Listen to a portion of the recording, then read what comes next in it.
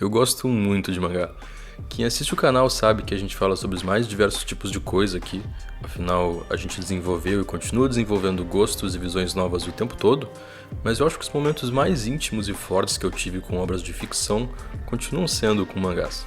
As coisas mais inspiradoras e mais absurdamente humanas que eu li e que me influenciam diretamente o tempo todo são principalmente de quadrinhos japoneses.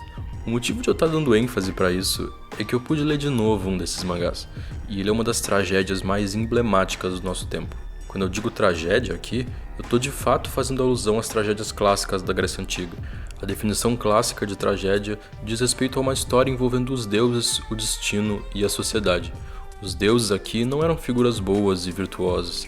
Eles eram, na verdade, extremamente humanos, no sentido de serem movidos por medo, inveja e vícios que refletiam a própria concepção de humanidade da época. Os heróis da tragédia eram pessoas que tentavam incansavelmente desafiar esses deuses, lutando contra o próprio destino trágico. Na concepção do Aristóteles no livro A Poética, o requisito mais importante da tragédia, além de contar a história de deuses e heróis, era ter um final com a destruição ou a loucura de um ou vários personagens sacrificados pelo próprio orgulho por se rebelarem contra a força absoluta do destino. Ele também tira daí o conceito de catarse, como uma purificação emocional diante da compaixão e emoção gerada por esse fim. Um expurgo das emoções causado por esse contato com dramas que representavam e redefiniam os limites do humano. Macbeth, que viria muitos séculos depois com Shakespeare, é uma narrativa sobre ambição, traição e poder. O Macbeth, com a intenção de tomar o reino para si mesmo, faz as coisas mais absurdas de forma que ele próprio é lentamente consumido pela culpa e os fantasmas daqueles que ele matou. O autor constrói um perfil histórico sobre a Inglaterra e as tramas políticas gananciosas que erguiam e derrubavam reis, mas também fala, com tanta ou mais intensidade, sobre os dramas humanos que todo mundo vivencia. Nas palavras do autor desse artigo, Macbeth seria a tragédia de um homem destruído pelas noções conflitantes de masculinidade em guerra dentro dele. Ele opera uma luta para defender em si mesmo a noção ideal construída de masculinidade, um processo que gera um conflito muito mais denso em volta do conceito do que é ser homem, e também, como uma tragédia, termina numa espiral de loucura e desespero. O poder dessas obras é inegável. Esse filme que eu estava mostrando é de 2015, mas Macbeth é uma das obras mais adaptadas e reproduzidas da história. E meio que tá tudo lá: amor, ódio, dor, prazer, vida e morte. E na verdade, essa é uma frase de Berserk. Quando eu afirmo que o mangá é uma tragédia, eu não estou me referindo à obra toda, já que parte da própria definição de tragédia precisa do fim. Eu me refiro particularmente a uma história fechada dentro do mangá, a história do Bando do Falcão, que chama Era de Ouro. Para contextualizar, a Era de Ouro é um grande flashback que começa lá pelo volume 3 do mangá. Antes disso, todo o contato com Berserk é completamente desolador. O mundo que é representado ali é um dos mais hostis da história da ficção. A estética e contexto histórico são medievais e as alusões a eventos como a Inquisição da Igreja Católica e o potencial de anulação da dignidade humana que pode ser alcançado pela ignorância é muito forte. É um mundo que é inicialmente apresentado sem deuses e no qual, para a maioria das pessoas que não ocupam nenhum cargo de nobreza, só resta o papel de mero espectador. Assistir, por exemplo, a própria vila ser queimada ou uma criança morrer de fome. O Guts, que é o grande protagonista, está no centro disso tudo. O primeiro contato com o personagem dele é bastante unidimensional, no sentido de que ele parece ter motivações muito simples para fazer coisas absurdas, como ser responsável pela morte de uma vila inteira. O autor, Kentaro Miura, falou numa entrevista sobre como a luta do Guts contra monstros começou a produzir um efeito discrepante. Conforme se contava a história desses monstros, eles naturalmente ficavam mais e mais humanos e passíveis de empatia, ao mesmo tempo que o Guts, em contraste com eles, parecia cada vez mais um monstro. O Guts opera um estereótipo claro de vilão, tanto na aparência quanto nas motivações, mas aceitar estereótipos em Berserk seria um erro. Quando começa a tal Era de Ouro, o mangá literalmente pausa aquele mundo de demônios, morte e desolação para contar uma história sobre relações humanas.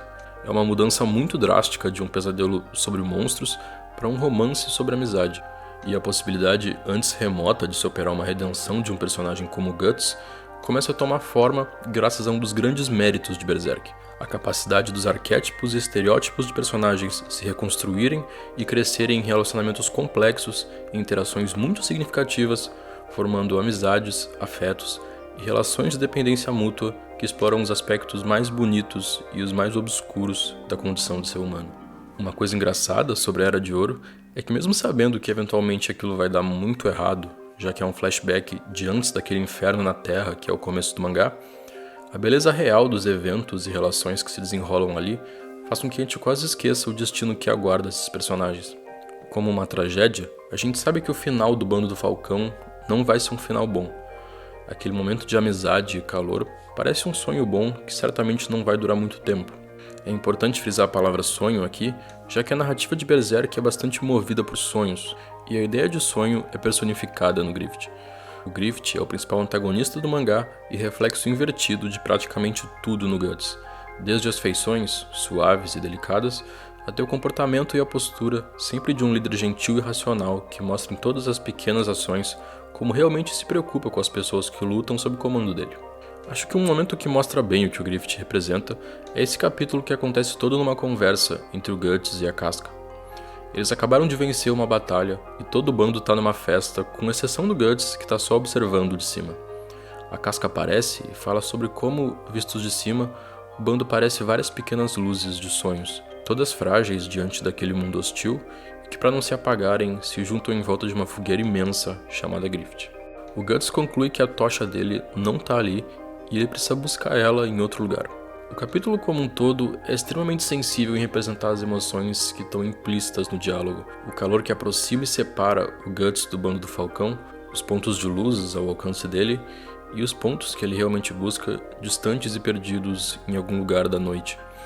Essas metáforas com luz são importantes em Berserk, desde a relação entre o Guts e o Griffith, sendo o Griffith claramente a luz, representado de forma quase religiosa, aparando a luz como se fosse um anjo, e o Guts muito frequentemente fazendo alusão à sombra de um demônio e dotado de todas as falhas e emoções negativas que o Griffith não tem.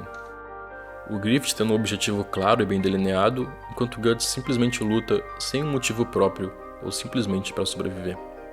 Essa busca por um motivo próprio para lutar é responsável por alguns dos momentos mais realmente sensíveis do mangá. Nessa conversa aqui, o Guts pergunta pro senhor por que ele quis ser um ferreiro, e ele responde que antes de pensar se gostava ou não, ele já estava forjando o ferro que botavam na frente dele. Ele diz: "Desde que eu nasci, eu tô forjando ferro. Assim como um ser vivo não sabe por que vive, eu também não sei por que eu forjo. Mas tinha uma coisa que particularmente fascinava ele na profissão: as faíscas do martelo batendo no ferro.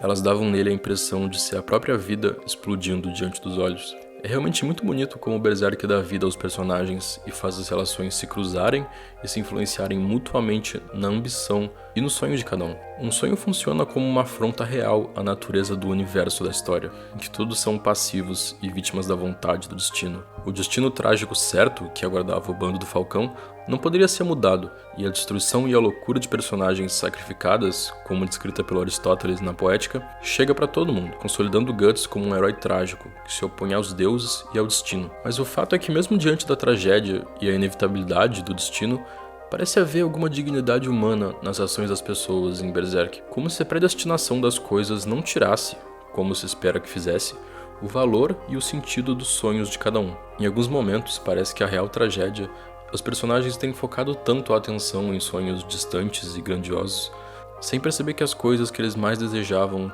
estavam ali do lado. Mas se o destino era absoluto em Macbeth, na Antígona e em Gilgamesh, aqui parece haver a possibilidade de resistência nas diferentes formas de milagres que ela se manifesta. Milagres que, na realidade, sempre partem de ações e relações de seres humanos na sua melhor versão. Se o nascimento do Guts é considerado amaldiçoado por ele ter nascido de uma mãe já morta, enforcada, também pode ser visto como um milagre por ele ter sido achado e cuidado por alguém naquele mundo extremamente hostil. Os desenlaces do auge de Berserk parecem partir do melhor e do pior do ser humano. Amizade, inveja, amor e ódio não são coisas necessariamente opostas aqui, mas mais uma massa indistinta em que um pode facilmente ser interpretado e colocado no lugar do outro a qualquer momento. Como dois lados da masculinidade ambivalente de Macbeth. Na maior parte do tempo, aqui, as coisas não são o que parecem. Meu nome é Otávio e o vídeo de hoje fica por aqui. Deem uma olhada na descrição, eu sempre deixo coisa importante ali. E por favor, deem uma olhada na nossa campanha no Apoia-se, ela tem perdido força ultimamente, e é importante frisar isso aqui porque o canal existe graças a ela. Muito obrigado pela atenção e até mais.